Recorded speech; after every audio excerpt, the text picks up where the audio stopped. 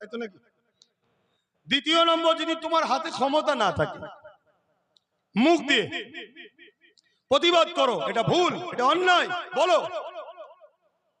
তিন নম্বর, যদি মুখেও ক্ষমতা না থাকে, বলতে যদি না পারো, অন্তর থেকে ঘৃণা করে তার থেকে সরে যাও, তার সাথে কোনো সম্পর্ক রাখা যাবে না। সবাই একমত তো? কেন্দ্র সরকার যে ওয়াকফ কালা কানুন তৈরি করেছে, এটা নাই করেছে না অন্যায় করেছে? তো নবীর হাদিস অনুযায়ী নাম্বার 1, হাত দিয়ে রুখতে হবে। মসজিদ ভাঙতে হলে হাত দিয়ে, মসজিদ ভাঙতে হলে হাত দিয়ে যদি না রুখতে পারো, ঈমান আজরে বলো। নাম্বার 2, যদি হাতে ক্ষমতা না থাকে, মুখ দিয়ে প্রতিবাদ। যদি মুখেও ক্ষমতা না থাকে, অন্তর থেকে ঘৃণা করতে হবে।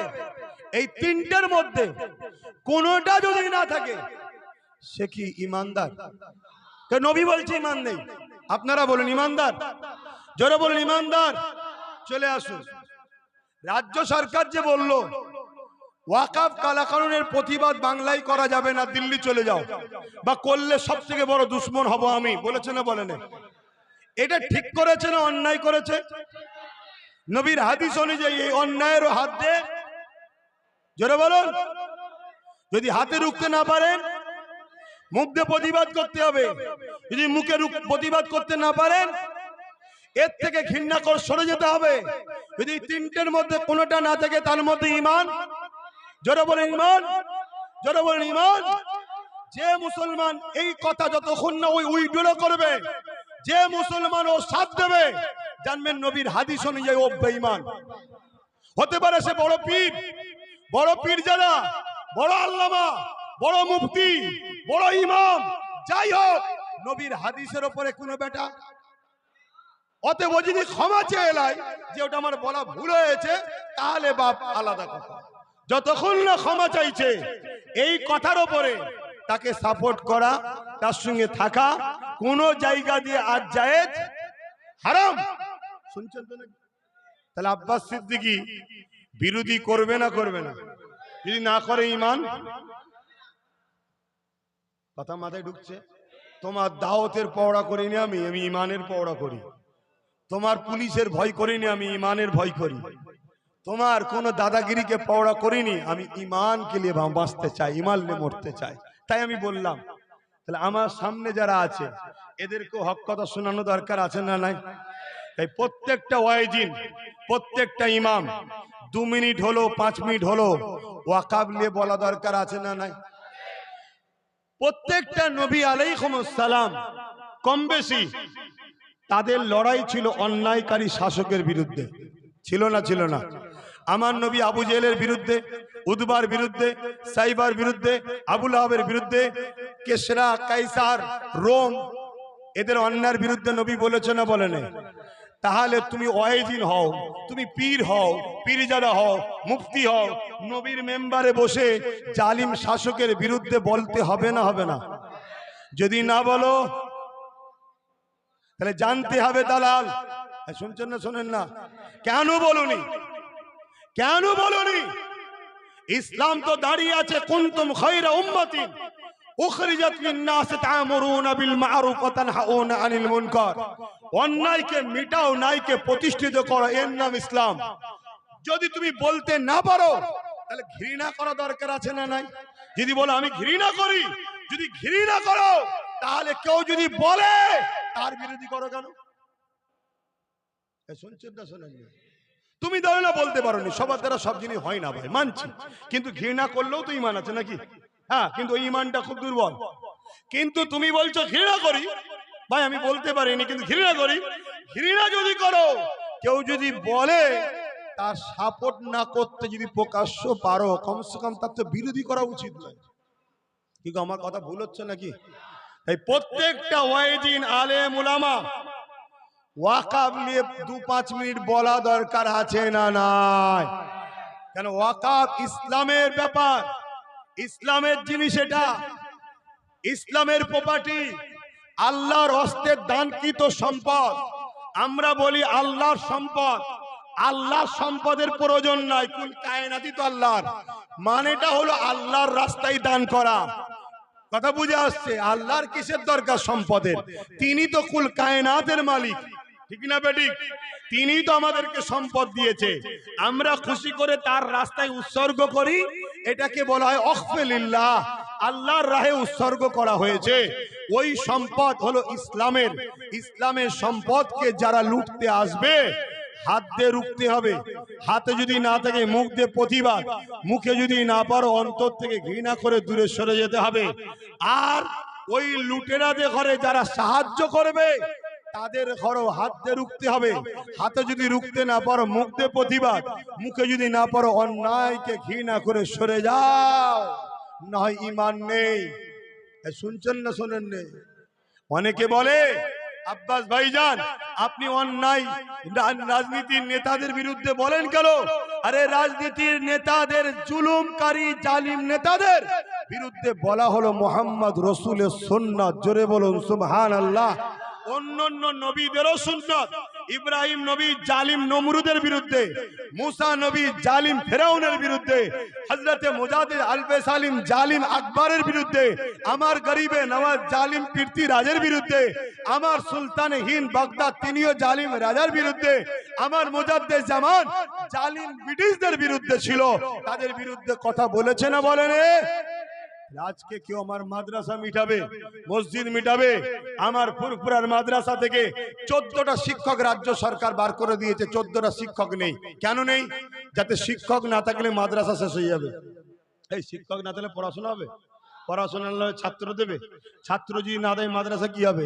তাহলে রাজ্য সরকার 14টা শিক্ষক ফুরফুরা টাইটেল মাদ্রাসা থেকে সরিয়েছে, সীতাপুর থেকে 11টা। এইভাবে বাংলার মাদ্রাসা শিক্ষা থেকে শিক্ষকগুলোকে সরিয়ে শেষ করে দিচ্ছে। এটা রাজ্য সরকার ঠিক করছে না অন্যায় করছে? তাহলে এর বিরুদ্ধে করা, এটা তো ইসলামের হুকুম। শুনছেন না শুনেন?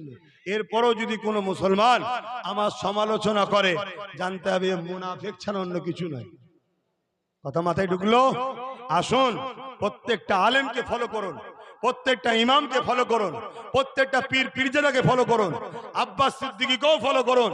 ফলো করার দিন এসছে, হাঁ করে বসবাস করার দিন আর নেই। চুপি চুপি বিক্রি করে দেবে, চুপি চুপি বিক্রি করে দেবে, দিশে হারা হয়ে যাবে। মেলায় লিজাবার নামে স্বামী বউ বিক্রি করে দিয়েছে। এবার স্বামী যখন চলে যাচ্ছে, বউ বলছে যাচ্ছ কোথায়? পরে দেখা হবে। অন্যজন বলছে ওটা আর নয়, এখন আজ থেকে আমি। এই হয় না, হয় না সমাজে? তাহলে যদি কেউ স্বামী বউ বিক্রি করতে পারে, স্বামী যদি বাচ্চা বিক্রি করতে পারে, মায়ের থেকে কেউ আপন আছে ভাই? সেই মা মোবাইলের জন্য বাচ্চা বিক্রি করেছিল কিছুদিন আগে, দেখেছেন না দেখেন? কারা দেখেছেন হাত তোলেন। দেখেন এই সময়ে তুমি চোখ কান মুজে হুজুর হুজুর করছো, চোখ কান বুঝে মৌলানা মুফতি করছো। একটু চোখ খুলে দেখা দরকার আছে না নাই যে মালটা কে? এই ভাষা খারাপ লাগলো নাকি? ভাষা খারাপ লাগলো? মাফ করবেন। তাহলে মানে এ কে পার্সেন্ট ব্যক্তিটা একটু জানা দরকার আছে না নাই? হ্যাঁ, এরপরও বলছি তুমি যদি প্রতিবাদ করতে নাও পারো, ঘৃণা তো করো। ঘৃণা করলেও ঈমান আছে ভাই, ঘৃণাও তো করো। আর ঘৃণা যদি থাকে, কেউ যদি প্রতিবাদ করে, তার তো বিরোধী করার দরকার নেই, তার জন্য তো দোয়া করা দরকার নাকি ভাই?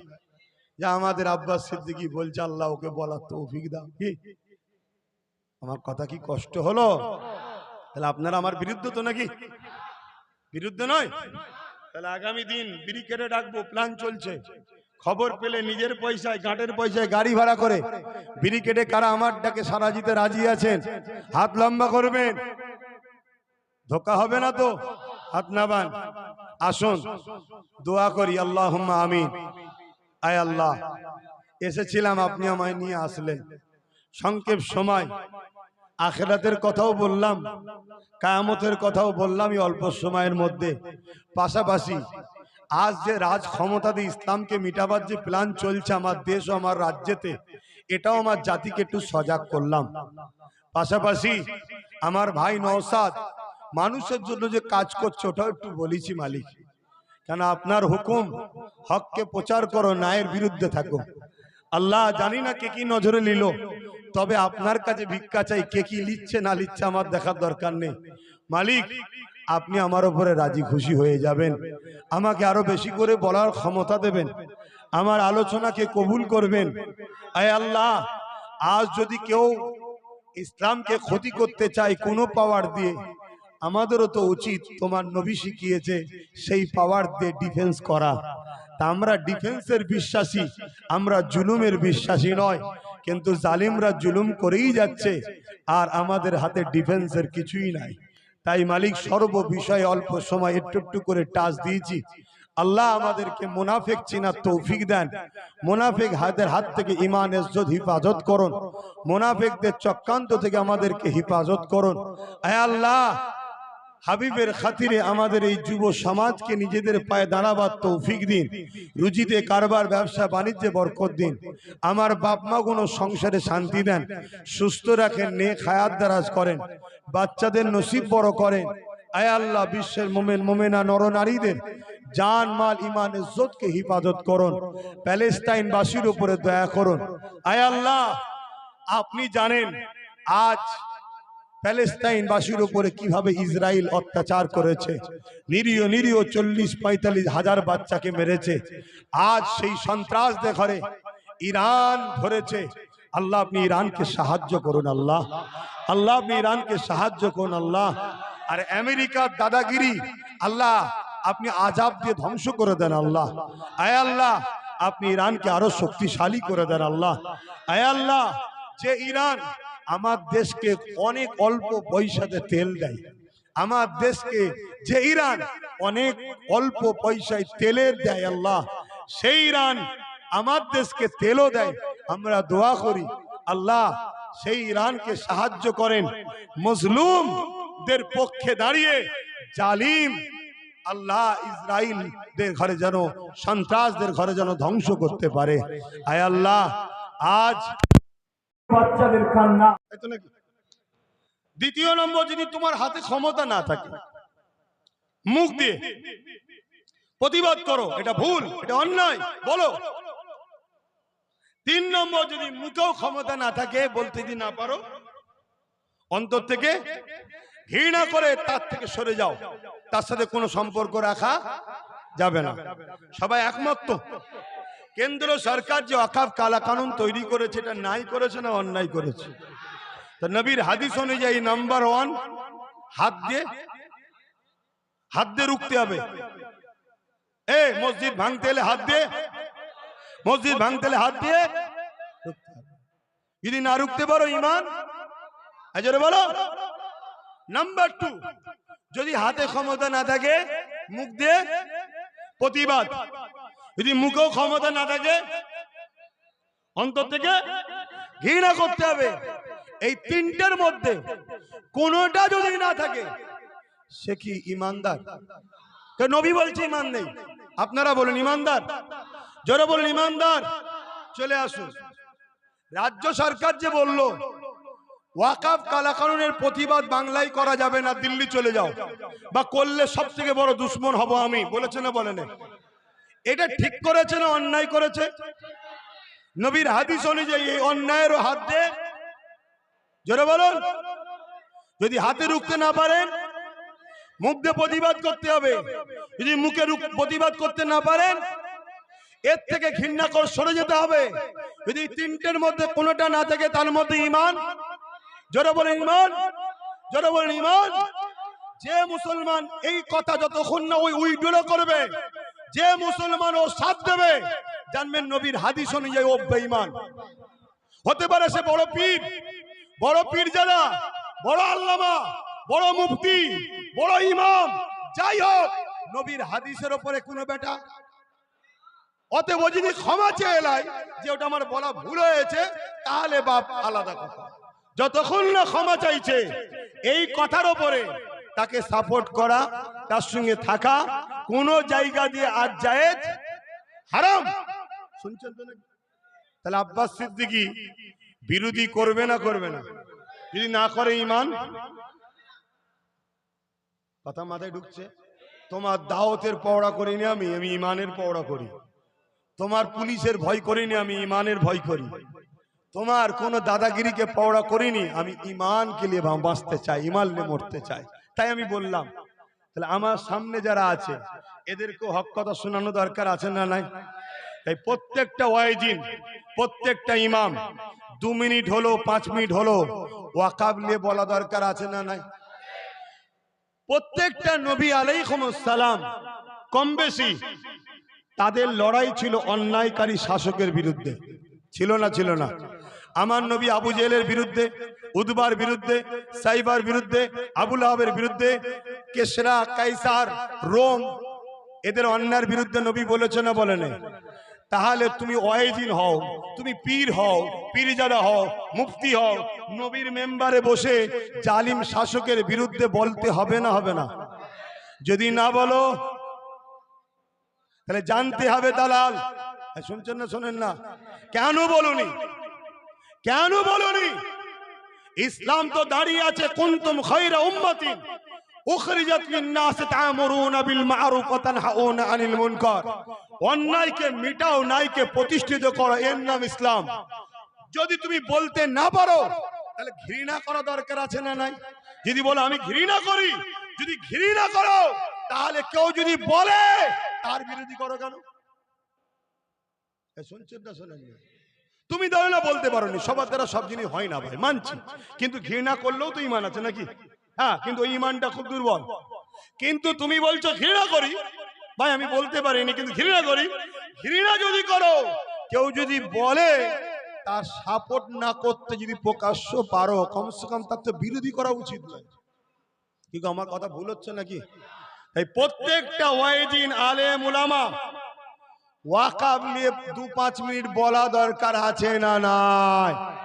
কেন? ওয়াকাব ইসলামের ব্যাপার, ইসলামের জিনিস, এটা ইসলামের প্রপার্টি, আল্লাহর হস্তে দানকৃত সম্পদ। আমরা বলি আল্লাহর সম্পদ, আল্লাহর সম্পদের প্রয়োজন নাই, কুল কায়নাতই তো আল্লাহর। মানেটা হলো আল্লাহর রাস্তায় দান করা। কথা বুঝে আসছে? আল্লাহর কিসের দরকার সম্পদের? তিনি তো কুল কায়নাতের মালিক, ঠিক না বেঠিক? তিনি তো আমাদেরকে সম্পদ দিয়েছে, আমরা খুশি করে তার রাস্তায় উৎসর্গ করি, এটাকে বলা হয় ওয়াকফে লিল্লাহ, আল্লাহর রাহে উৎসর্গ করা হয়েছে। ওই সম্পদ হলো ইসলামের। ইসলামের সম্পদকে যারা লুটতে আসবে হাত দিয়ে রুখতে হবে। হাতে যদি না থাকে মুখ দিয়ে প্রতিবাদ, মুখে যদি না পারো অন্তর থেকে ঘৃণা করে দূরে সরে যেতে হবে। আর ওই লুটেরাদের ঘরে যারা সাহায্য করবে তাদের ঘরও হাত দিয়ে রুখতে হবে। হাতে যদি রুখতে না পারো মুখ দিয়ে প্রতিবাদ, মুখে যদি না পারো অন্যায়কে ঘৃণা করে সরে যাও, না হয় ঈমান নেই। শুনছেন না শোনেন নেই? অনেকে বলে আব্বাস ভাইজান আপনি অন্যায় রাজনীতির নেতাদের বিরুদ্ধে বলেন কেন? আরে রাজনীতির নেতাদের, জুলুমকারী জালিম নেতাদের বিরুদ্ধে বলা হলো মুহাম্মদ রাসূলের সুন্নাত। জোরে বলুন সুবহানাল্লাহ। অন্যান্য নবীদেরও সুন্নাত। ইব্রাহিম নবী জালিম নমরুদের বিরুদ্ধে, মুসা নবী জালিম ফেরাউনের বিরুদ্ধে, হযরতে মুজাদ্দিদ আলবে সালিম জালিম আকবরের বিরুদ্ধে, আমার গরিবে নওয়াজ জালিম কীর্তি রাজের বিরুদ্ধে, আমার সুলতানে হিন্দ বাগদাদ তিনিও জালিম রাজার বিরুদ্ধে, আমার মুজাদ্দিদ জামান জালিম ব্রিটিশদের বিরুদ্ধে ছিল। তাদের বিরুদ্ধে কথা বলেছে না বলেনি? আজকে কেউ আমার মাদ্রাসা মিটাবে, মসজিদ মিটাবে? আমার ফুরফুরার মাদ্রাসা থেকে 14টা শিক্ষক রাজ্য সরকার বার করে দিয়েছে, 14টা শিক্ষক নেই। কেন নেই? যাতে শিক্ষক না থাকলে মাদ্রাসা শেষ হয়ে যাবে। এই শিক্ষক না থাকলে পড়াশোনা হবে? পড়াশোনা ছাত্র দেবে? ছাত্র যদি না দেয় মাদ্রাসা কি হবে? তাহলে রাজ্য সরকার 14টা শিক্ষক ফুরফুরা টাইটেল মাদ্রাসা থেকে সরিয়েছে, সীতাপুর থেকে 11টা। এইভাবে বাংলার মাদ্রাসা শিক্ষা থেকে শিক্ষকগুলোকে সরিয়ে শেষ করে দিচ্ছে। এটা রাজ্য সরকার ঠিক করছে না অন্যায় করছে? তাহলে এর বিরুদ্ধে করা, এটা তো ইসলামের হুকুম। শুনছেন না শুনেন? এরপরও যদি কোনো মুসলমান আমার সমালোচনা করে, জানতে হবে মুনাফিক ছাড়া অন্য কিছু নয়। কথা মাথায় ঢুকলো? আসুন প্রত্যেকটা আলেমকে ফলো করুন, প্রত্যেকটা ইমামকে ফলো করুন, প্রত্যেকটা পীর পীরজাদাকে ফলো করুন, আব্বাস সিদ্দিকীকেও ফলো করুন। ফলো করার দিন এসছে, হাঁ করে বসবাস করার দিন আর নেই।